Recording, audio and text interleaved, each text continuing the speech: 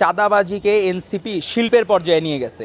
NCP পার্টিতে অনেকে নাম দিয়েছিল ন্যাশনাল চিলড্রেন পার্টি, সেটি থেকে এখন হয়ে গেছে ন্যাশনাল চান্দা পার্টি। এনসিপি এই ভণ্ড রাজনীতি, আপনাদের রাজনীতি আর দেখতে চায় না।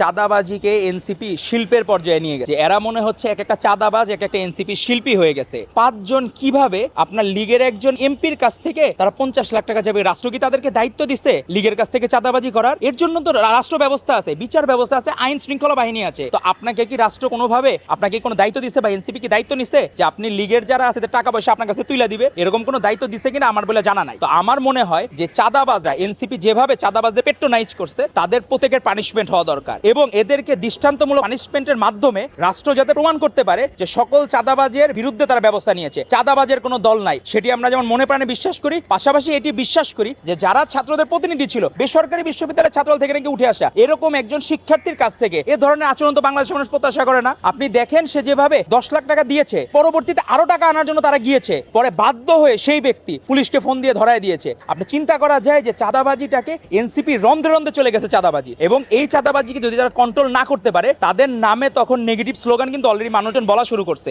সেই স্লোগান কিন্তু এস্টাবলিশ হয়ে যাবে। তখন আবু সাইদ, অসীম আকরাম, মুগ্ধ সকলেরই বলিদান ধূলিসাৎ হয়ে যাবে, মাটির সাথে মিশে যাবে। তো চাঁদাবাজদের আশা করি এনসিপি আর প্রশ্রয় দিবে না, এবং তাদের নামকরণ ন্যাশনাল চিলড্রেন পার্টি থেকে যা চাঁদা পার্টি না হয়, সেটি আমরা কখনোই প্রত্যাশা করি না। আপনারা যেখানেই চাঁদাবাজ পাবেন সরাসরি ধরাই দিবেন, এবং যে জায়গায় হোক, সেটি যে পার্টি করুক। এনসিপি এই ভণ্ড রাজনীতি, আপনাদের রাজনীতি আর দেখতে চায় না। আপনারা সুষ্ঠু গঠনমূলক, মনের যে কথা, ওই যে মুখে মধু অন্তরে বিষ, এরকম কিন্তু কাজ আপনারা করেন না। আপনাদের মুখেও যদি মধু রাখেন, অন্তরেও মধু রাখতে হবে, অন্তরে বিষ থাকলে হবে না। এনসিপি পার্টিতে অনেকে নাম দিয়েছিল ন্যাশনাল চিলড্রেন পার্টি, সেটি থেকে এখন হয়ে গেছে ন্যাশনাল চান্দা পার্টি। এখন মানুষজন হলো চোরের মার বড় গলা, এই টাইপের আচরণ প্রকাশ পাচ্ছে। তারা বড় বড় পথসভায় বলতেছে চাঁদাবাজি মুক্ত সমাজ গড়তে চায়, কিন্তু তারা তো হয়েছে কি এনসিপি হয়ে গেছে চাঁদাবাজি যুক্ত একটা দল হয়ে গেছে। গতকাল দেখা গেল রিয়াদ নামে একজন দায়িত্বশীল ব্যক্তি, তাদের ভাষ্যমতে তাদের দেখলাম নাহিদ ইসলামের সাথে ছবি আছে, হাসনাত আব্দুল্লাহ সহ বড় বড় শীর্ষ নেতাদের সাথে তার ছবি আছে। এরকম একজন ব্যক্তিকে দেখলাম সে চাঁদাবাজির জন্য গতকাল 5 জন সহ অ্যারেস্ট হয়েছে। আবার দেখলাম তাকে স্বরাষ্ট্র মন্ত্রণালয়ে নাকি প্রতিনিধি হিসাবে, তাকে নাম